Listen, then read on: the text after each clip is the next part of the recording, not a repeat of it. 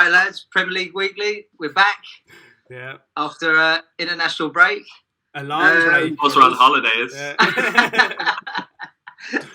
Craig sent me over there to do some scouting for the European show, I think. It's I want to see if there's anybody over there with Irish grandparents. That's it, yeah. You got a nice little tan, Mitch, eh? They took it off me at the airport, see? I think that's the Paddy and me. That, I saw you on the beach with your Justin Bieber chest. Right, that's enough. All right, go on. Welcome back. Thanks very much, lads. I did miss you for all of 5 seconds. But we come back. Ollie's gone. Craig's smiling. And your two teams played against each other last week. What did you make of it? Who's going first, Craig? I'll touch on the Ollie stuff first. So look, I'm sure Shane felt the same when Lampard was going. You're sad to see them go. You don't want it to go like that, especially someone that loves your club. Because if they did well, they would love it. They appreciate the job they have, and you want them to be successful. But look, he did well for a while. Kept us in the top 4 for a few years, stabilised a bit, but it had to happen. So, yeah, it had to happen. Good to go. Do I want to keep Carrick? Absolutely not. He was picking up the hang on Lee the other day, wasn't he? The lads was in great form. Mate, you've been sat next to him for the last 3 years or something. Yeah, and he was with Mourinho before that. That's 2 failed managers now. He's sat beside. He's the Axeman. Yeah. I didn't like the comments that him and a couple of the players made. Like, to me, that they kind of just bitched out in a little way. Like, they kind of stabbed them in the back. Like, I didn't like to see that, and that made it very clear to me that yet again, I think it was the players that just gave up. They didn't like something and they just quit. That's the vibe I got after some of those interviews. It seems to be the United mentality of managers lately, doesn't it? It seems to be the players have given up. But you know what? I think the board and the players done Ollie an injustice, and I think the timing of the sack, and I felt like they left them out there to dry for so long. Like, they could have saved them a bit of dignity if they'd done it earlier, when it possibly should have been done and people were calling for it. But let it go on the way it did, and then I think even the night he got sacked, didn't they call him in for a meeting, and it was 5 hours and nothing came of that meeting, and then 2 hours after the meeting ended, they're like, oh yeah, now he's being sacked. So what did they talk about in the meeting? They had a meeting about being counterproductive. I've got to say, when you say there about dignity, I was always obviously a neutral. I always quite liked how Ollie conducted himself, even when the pressure was on him. You always see the videos emerging on social media of him still going to see fans, still making time for when obviously pressure's on. But in terms of dignity, that interview when he's got sacked, his dignity is gone for me. I've got to say, listen, I think that more than anything sort of said to me what was the problem is that it was almost an attitude of he's happy to be there. To have an interview, you've just been sacked by a club. You was a legend there. Don't forget, he should have walked into that changing room 10 foot tall because he's won more than most of the players in there. He's accomplished more than any of them at that football club. And then he goes and gets sacked. And I just can't believe he would even agree to an interview, like to go and say, oh, well, I'm glad about my time. Thanks for it. It was like he'd been evicted from Love Island. Yeah. He's gone in there and had a chat. And obviously I know all about Love Island. I get in there first. But to me, it was just, I felt like as much as I it almost gave a glimpse into maybe that is what was wrong, because he was just there and he was, thanks very much, and this, and he's been sacked, take it on the chin and go off into the sunset with your £6 million. But I think it was mad that he agreed to do that, because there was an interview after the Watford game, and the reporter asked him, like, how low are you feeling right now? And it was, you could see the blood drain from his face, and it was just low. And I was thinking, man, you are on the edge, like, just all of the day, mate, like. And then to go and do that interview after, it was a tough watch, like, but I think it should have been dealt with a long time ago, and the reason it got so bad was because the powers that be none of them wanted to make a decision. I think they ultimately wanted Ollie to fail even more, so that it was, we have to sack him. Do you know what I mean? Rather than making a decision. I think the board they were hoping that they could at least get to the end of the season with him. That's the feeling I have. Any United fan I talk to, that's nobody trusts them to make any good decisions. That's why I'm kind of shocked with this Ragnick one. I'm not saying he's going to come in and save United, but at least he has a bit of tactics behind them. And do you know what I mean? But it was really sad to watch that interview. I think he just loves the club. He had to say goodbye. At least he felt it. But fucking hell, that was rough to watch. And I think, as I said, the players should be ashamed of themselves, because I think it is that they just gave up. And those interviews with Carrick, like that, your right hand man on the bench. I'd question now, like, what kind of conversations Carrick and those players were having, you know, behind his back when they were absolutely being there. A fact, yeah. But moving away from obviously the second, what did you make of the first performance? Sort of without, well, not the first. They had Villarreal in the week, but in a game against Chelsea league contenders, probably wasn't expecting to get much out of it. What did you make of the performance? Yeah, to be honest, I wasn't expecting anything out of it. I absolutely thought Chelsea would go out and comfortably win, 2-0, 3-1. They're scoring lots of goals. They don't concede goals. They're at home. We had lots of players out. When I saw that lineup, and we had like 8 defensive players playing, as I said in that video, and I know Shane wasn't too chuffed about it, but as I said in it, like, that was set up for us to try survive that game, and it was clear as day. We were more than happy with a 0-0 draw, and that was clear from the first second. You know what I mean? Yeah. Close up shop, try stop them from scoring, maybe get 2 or 3 chances in the whole game, or a mistake, which is what happened. We got let off the hook there with Jorginho, and I said in the video, Chelsea dominated the game, dominated possession, dominated the chances. I was really worried with the set pieces and the crosses, especially with the likes of Reece James and stuff on the pitch. I really rate him, because we are awful at set pieces and clearing any crosses. And, and I wasn't even Varane on. We had our 2 backup centre-backs playing. So I really thought Chelsea were going to absolutely slaughter us, a City-Liverpool kind of job. So as much as they deserve to win, and as awful as we were in that game, it was a huge result for us to get anything out of that away at Stamford Bridge. And, in that, when I said I think Chelsea were a little bit lucky, not because we deserved to win, but at the very end of the game, Mendy fucking did a howler. Right to Fred. If that landed, and this is what I was saying, we were lucky. If that landed with anybody else other than Fred, whether it was Sancho, Rashford, Ronaldo, Bruno, or even McTominay, they would have scored that. I believe that, because they could have chipped up. There was so much space and a lot of time. But it had to land to him, and he just fucking gave it back.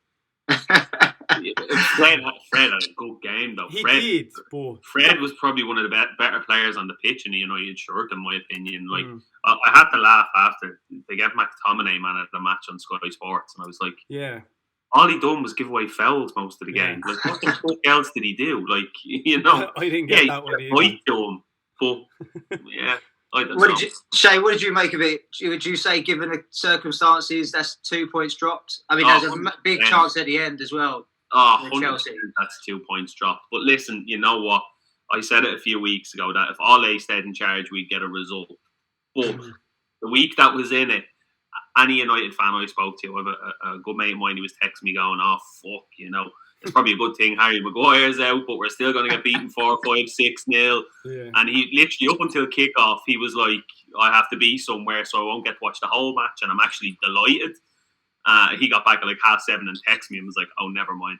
You know what I mean? Like, so he wasn't expecting, But listen, I had said all week, it wouldn't fucking surprise me if United got a point out of this, because, although Chelsea have the best record against United in the Premier League out of every other Premier League team, lately, we just can't seem to beat them. There seems to be this, I don't know what it is, I think it's the last win was in 2017 or something like that in the Premier League. It's been 1-0, 0-0, 2-0. But look, that aside, the game, we came out raring to go again. David De Gea, I can't even tell you how long into the match that Hudson-Odoi effort was. 15 minutes, 10, 15 minutes maybe. Smash and save. Obviously tipped Rudiger's effort onto the bar. Timo Werner, I give up. Yeah. Frustrating, eh? I literally, Fernandez put it on a plate for him. He said, here you go. Lindelof is flat-footed because he wasn't expecting it. Touch it by him and put it in the net. I don't know what he was thinking. You're never, this is, and I've said this for weeks, the problem with Werner is he's great, he can break the lines, but when you're playing against a team that are set up to defend for 90 minutes, all he does is blocks other people's space. He's like, I'm going to run off into the left here, where you've got Alonso and Hudson-Odoi, and then he's bringing 2 centre-halves over with him. You're like, no, that's not what I need you to do. Listen, that aside, we had numerous chances, and it was just tipped, like I've said about Jorginho before, I like him, but I don't think he's what people make him out to be, because he makes errors. He gets caught dwelling on the ball. He gives away possession cheaply, but 9 times out of 10, he's lucky that we have really solid defenders behind him, or Kante, usually to catch them and just win it back as if it never happened, But I don't know what he was thinking, trying to take a ball down. That was hacked into the air. It was like a rugby kick. Do you know what I mean? You don't take last man as well. Yeah, you don't. You just get your head on that and send it back in the direction it came from. Yeah. And let your defense, or even head it back to Mendy. Do you know? I couldn't believe that, Shane, when I saw, because you could see that it was just him, and you had Rash and Sancho just pulling away. And he's not good at working on the pivot. You see his head, right? You see his head turning, and he knows. He knows the Chelsea tea lady sprints the 100 metres quicker than him. So why was he trying to take that down under that pressure? I mean, if he had to pull that off, that would have been like fucking hell, and he just cut it right through the both of them. But the arrogance to do that in that moment was unreal, and I couldn't believe it. And that's what United were hoping for, was a mistake. That's what we were living on. We gifted it to them. Yeah. Absolutely gifted it to them. And then, but you know what? There was a 5-10 minute period after where, although United didn't create any other chances, they were pinging passes together. And I thought, here we fucking go. We'll try push on, concede another now. But then after that, I think United just thought, right, listen, they're going to just still keep coming at us, so let's drop deep. And, I think Carrick, he got his tactics right, because United don't often play that 3 in the middle of the park. Whereas Matic, being left-footed, was very well able to drop in between Bailey and Tellez, and McTominay was very well able to drop in between Lindelof and Wan-Bissaka to block the space. So ultimately, we were playing against a back 6, do you know? So it was really tough to break down. They were exceptional on set pieces. Give Chelsea 15 corners in any of the rest of the Premier League games this year, and we'll score at least 3. And to be honest with you, Shane, any other game where people would have had all those chances, goals would have went in. Any other game, we are awful at set pieces and clearing the ball. I think I mentioned that in my thing as well. I noticed the zonal marking seemed to be gotten rid of from the other day. They were picking players up. I remember over the last 18 months, 24 months, watching United defend set pieces, and I'm thinking, Harry Maguire, the big fucking fat head in him, is marking his own. No. He's a clown. Who's the strongest opposition threat? Put Harry Maguire and him. But no, the zonal, I don't agree with zonal marking. And I think United came out and they marked the man, and they done really well. Really well from the set pieces. But listen, we got the penalty, and don't even say it wasn't a fucking penalty, you. Don't even fucking say it. Any game, that's a stonewall penalty. Do you know what, right? On the penalty, I know it, especially in today's game, it's a penalty, right? And especially with VAR, any touch, they're going to give a penalty. But I remember United had one a while back ourselves where someone hit the back of Bruno's leg, and Bruno, just like Silva, as if there was a sniper in the fucking stadium, stayed down and was rolling around and made it look worse. I don't think it was a really hard hit, but it is what it is. Do you know what I mean? For me, it's a light challenge. you shouldn't be stuck to the ground for 10 minutes after for something like that. Yeah, but listen, I don't think as a United fan you're in a position to talk about penalties. The game ended. That's part of that. The game got restarted and you got given a penalty before. So let's not get into this. The lads are on their way home. They're on the motorway. Bruno came back on and took the penalty. We need all the help we can get. Listen. You know, I thought it was a penalty. My immediate reaction, like you said, there has been very similar incidents. There was one last season where Werner, literally the exact same thing. A defender spun on his standing foot to try clear the ball. Werner got in. Defender took him down, and nothing was given. And I was thinking, how is that not a penalty? Yeah. He got to the ball first. He was taken down. So I suppose we got it back the weekend. We got what we deserved. But look, we struggled to create the chances after that. You know, there was lots of balls in the box. There was lots of bouncing balls in the box. There was lots of set pieces. But it was just, like I said, the substitutions were too late. The time was running out. Like I said, Werner was blocking spaces. By the time you brought on those creative players, it was too late. And the best chance we had was Pulisic setting one up for Rudiger with the last kick of the fucking game. And I wouldn't mind. Pick a centre half, Shane. Who would you want on the end of that? I'd say Rudiger. Yeah. Because he's technically very good. But I think he just literally thought, here we go, last kick of the game. This is my moment. You see the headlines. Oh, mate, yeah. Just before we move on to some of the other contenders, subject of much debate on Sunday night was should Ronaldo start every game? Carragher and Keane went at it. Some good points from both of them, actually. But what's your opinion on it, Craig?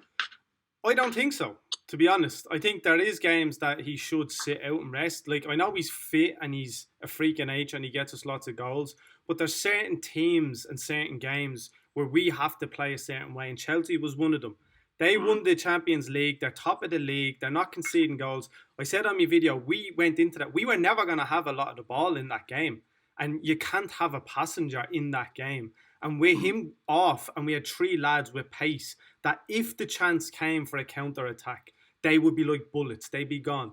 So for me, I think it was the right decision, because those lads got back and would help defend a little bit better than Ronaldo would. But I do think it was right to bring Ronaldo on.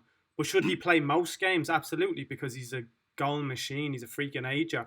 And we've been playing shy, and he's got us, saved us so many times. But no player should absolutely be guaranteed to play every game if either they're not performing or if a game really doesn't suit them. And, you know, you have to look at it with your head sometimes. I think Carrick was spot on. I think, besides the fact that, you know, we know he, as you said, can be a passenger in these games. He's not gonna make them sprints. He's not gonna press. I think that if had Ronaldo have started, and even if the game went on the way it did, and that Jorginho incident happened, United wouldn't have scored, because the leading man needs to set the standard. And Bruno, as the false nine, was nearly doing that. He was pressing and pressing, so the others followed. Yeah. Had these younger lads seen Ronaldo sauntering around the pitch for the first 50 minutes, they wouldn't have made that sprint for that ball. So I think he was right to drop him. I was a bit surprised. I was pretty surprised. But then when I thought about it, I thought, you know, it makes sense. Yeah. So, he had balls to drop him. That's a fucking big one. Do you know? That's his first well, he knew he wasn't going to be there fucking much longer.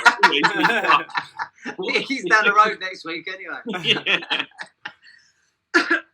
Moving on to the other contenders, Man City. Not great for Chelsea to be dropping points. We don't seem to talk about City too much, because they just seem to be a machine that we expect every week to go and win. But they beat a West Ham side who are in good form. They've done it relatively comfortably. Yeah. What do you make of them at this stage in the season, going into the Christmas period? Oh, they're just getting started. I think they're going to... Last season, you remember the start of the last season, we thought, Jesus, City have started slow. We always knew they had this in them. They'd hit a blip, and then they went and won like 742 games in a row. They have the potential to do that. And I think, you know, I was looking at the run of fixtures, bar one or two ones you could say, depending on how he rotates the team, they could drop points. But City haven't had an out-and-out striker in about 3 years because of Aguero's injury proneness. Do you know what I mean? So they still seem to bang in the goals. Yeah, even without a striker, they scored 27. And, we talk a lot about how unreal Chelsea have been defensively. Man City have only conceded 7 in 13. Yeah. Do you know, as you said, they kind of are just going under the radar. They're so consistent. They're just a well-oiled machine. I know Pep came out today in an interview saying that they're in trouble because they've loads of injuries. So maybe injuries might be the only thing that can stop them. But, the way they play, they're nearly impossible to play against. Like, they destroyed United. That was hard to watch. You know what I mean? I feel like as well, is it almost a sign of such a good side that we don't talk about? I mean, I remember, not to get you crying, Craig, but I remember United teams in the past, like Van Nistelrooy, he would score, and it didn't matter. You didn't even have to ask who scored. You knew he scored. And it's the same with top sides, the Chelsea sides. You've had it in the past. You just know they're just a machine that keeps doing it. They are they still the ones to beat? They're second at the minute, point behind Chelsea. Are they still the team to beat? Yeah, I think so. Look, if you look at it, they came and played us off the park at the Bridge. Ultimately we started really slow, and Tuchel tried to change. He tried to be too clever and change his system. But they're the only side that have beaten us this year. And we're top. So I think City, like I said, they've always been vulnerable to this shock result where they'll go and draw 1-1 away at Brighton. But then it's nearly as if Pep goes back in, rallies them up the arse, and then they'll go on and win 40 games. You know what I mean? He does what? You know what I mean? Pep swinging both ways now, eh? Those Spanish, man, I'm telling you, watch them. There's obviously a culture at Man City. Wow. Now it's at Arsenal, sure, Arteta's going there. Moving swiftly on. Liverpool, routine win at home to Southampton. Are we wrong? It seems like we're almost writing them off. But I know there's a lot of things being made about African Nations Cup, don't lose some players. We say it every week. But, we writing them off yet? They're highest scorers in the league. I think I read a thing today, though, that said that those players are only going to miss like 2 or 3 maybe games. I think the way really? I think I could have been wrong now in reading this. Maybe I didn't read the whole thing, but it was like Palace and Brentford, possibly one more, depending on the way the breaks go or stuff. I don't know, but I just think they're too open defensively. I say it every week, and I know I do. Their defensive line is way too high. So Chelsea get away with it because we play 3 at the back with 2 wing backs. Liverpool play a flat 4. So when those 2 are gone, you literally have 2 men, one whom is not very quick, to cover a massive amount of space. So Liverpool will concede goals when teams come out at them. Southampton didn't do it, and they got blitzed in the first half. So, at the other end of the table, lads, we got Newcastle the weekend. Still without a win. Loads of money in the bank. Now we're going into a Christmas period, and we all know the every season the team who's bottom at Christmas, only one team who's ever escaped. Are they in danger, or are they? Is the money going to bail them out in January, or is the size of the job Freddie Howe? I mean, how big is the task? The damage could be done by January. Like they have how many games? Absolutely. Was it 7 games or something before? They can even try and improve that squad. If they don't pick up a couple of wins, and I think they have Norwich and Burnley coming up. Yeah, I think Norwich next game. They have to win. They have to get 3. A draw isn't good enough. Yeah, they're in a tough spot. They're not in a good way. They could, and I wouldn't be shocked if they didn't beat either Norwich or Burnley, to be honest. Yeah. Damage could be done by January. I think I sat here a few weeks ago absolutely cursing Norwich out. It's a poison chalice, and why would you take that from them? Blah, blah, blah. Dean Smith has come in and made them look like Man City. Newcastle. I was literally just about to say to touch on Norwich, and I was going to begin with an apology as well, because I've written them off every single week on the predictions and every single time. But they have looked poor, to be fair. They're too vulnerable, but Smith, you know what? He done it with Villa when he first came in. He finds the players to suit a particular way. Like he's made a couple of tweaks within the starting 11. He finds them so that they become a bit more of like a well-oiled machine. They fight a bit more, and he seems to have done it again. He's put a few results together, and that'll just breed confidence. Absolutely. I mean, they're starting to look like. I mean, yeah, you're right. They're starting to look like a team who actually believes they can stay up now, rather than a team who seemed like a few weeks ago when they went to Chelsea, who was just there to swap shirts every week. Yeah, fact, yeah. They actually looking like it now. So, but I mean, around them now, you've got Burnley above them, Leeds above them, Watford, who I'm quite surprised with Watford. Actually, I feel like they can really get dragged in lately. Good players though. Watford. If you look at Watford, even since Ranieri's come in, they score goals. They attack. They score goals, and I think that'll be the difference with these teams in the bottom end of the table this season. It'll be who will get you goals. Watford will score goals. Newcastle, look, they couldn't buy a goal with all the fucking money they have at the moment. Yes. I mean, do you think that is ultimately what could hurt Norwich and teams like Norwich, Burnley, just the 14 goals this year, Leeds, 12 goals this year? I'm surprised. Leeds were free scoring as well. I'm surprised at the Leeds one, and I'm not trying to say it's all down to Bamford. I know he's missed a bit, but Jesus, they look like a completely different team to what they were last year. Like they look found out now. People know how to beat Bielsa, I wouldn't be shocked as much as they love Bielsa. Yeah, there's nothing worse than getting relegated. You know this, Mitch, right? You're used to that.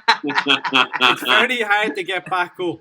I wouldn't be shocked if Leeds don't improve over the next couple of weeks if they do look to bring in somebody. As much as you love Bielsa, if they're in that relegation battle, that's a lot of money that you have to spend and all to try and get back up. So it's not that hard anyway. We do it every other year to get it back up. I mean, just on that though, what point are you pressing the panic button? Because we've got 13 games left, right? There's more than half the season to go. Do you do it before a transfer window? Do you do it in a transfer window? I always feel like sometimes you do it in January. You got a month to get players in. Does it ever work? I think we always need to done before. Yeah, I think it needs to be done before. We waited last year, for example, with the Tuchel one. We really struggled from. We were we bet Leeds, I think 3-0 at Stamford Bridge. The one where Timo Werner cleared the ball off the line instead of putting it in. We bet them, and then we were top, right? And then we literally, I think we picked up 3 out of the next 24 points or something, or 4 out of the next 24, and that brought us up till the end of January, near where Tuchel was brought in. Whereas, we still done well. We won the Champions League and we qualified for the Champions League in our league position, ultimately, luckily. But I think give a manager, give him a transfer window. I think there'd be nothing worse, especially a relegation threatened team. A manager coming in February going, I could have done with being in here last month, and I might have to make a change or two. Yeah. So, I think if it's looking bleak going into Christmas week, it's not going to get much better in the next month. Yeah, I think so as well, because if you want to attract a decent manager, it's easier to attract them knowing that they have a window to try and get their own players in, and you'll have a little bit of a break maybe where you get to do a bit more training. But with Leeds' situation, they've spent money, so there's no excuse there. With Burnley, it's different. Sean Dyche, I don't think they should get rid of him because they haven't. He's worked wonders with them, and they don't give him any money. Of course. But with the likes of a Leeds,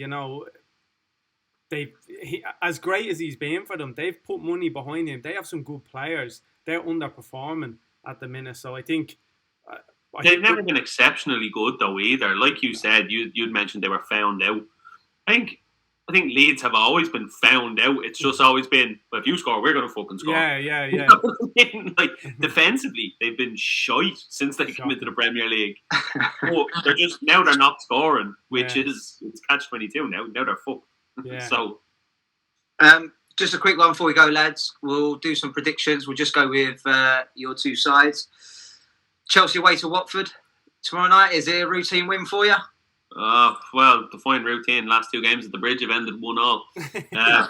So another draw. So nah, listen, I'd fancy us to win. I think the disappointment over those last 2 results, I'd say we'll probably get a 2-0, maybe a 3-0. Be a clean sheet this time. He always sounds so smug. I don't know what it is. I think it's just him. Craig, what do you think? Do you care? With Chelsea, yeah. I think Chelsea should win. You know, they'll bounce back. They didn't lose the game because they played really bad or anything, or they didn't draw with us because they played bad. So they're playing good football. They've chances. Lukaku's coming back in as well. Yeah. You know, they should polish off Watford fairly handy. It's home, isn't it? Stamford Bridge, is that what you said? No, it's at Watford. It doesn't really make a difference, does it? You should still get rid of them anyway. Yeah. I've got to agree with you, Shay. I do fancy Chelsea quite comfortable 2-0, I think. And United on Thursday. Ralph Rangnick's not going to make it in time. Can't get a visa.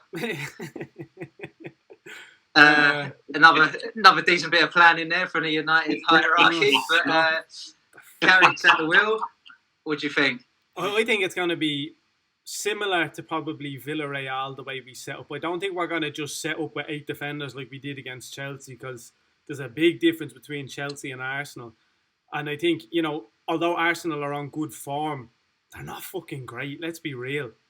I think it'll be back and forth, but I think both teams will score because both defences are quite weak.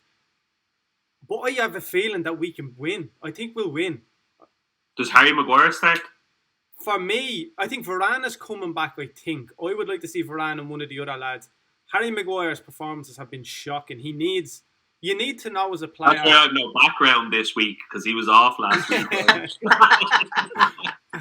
But you need to know as a player that if you consistently play shit and make mistakes, that there's consequences for it. And he's been getting away with that with Ollie, and because he's captain.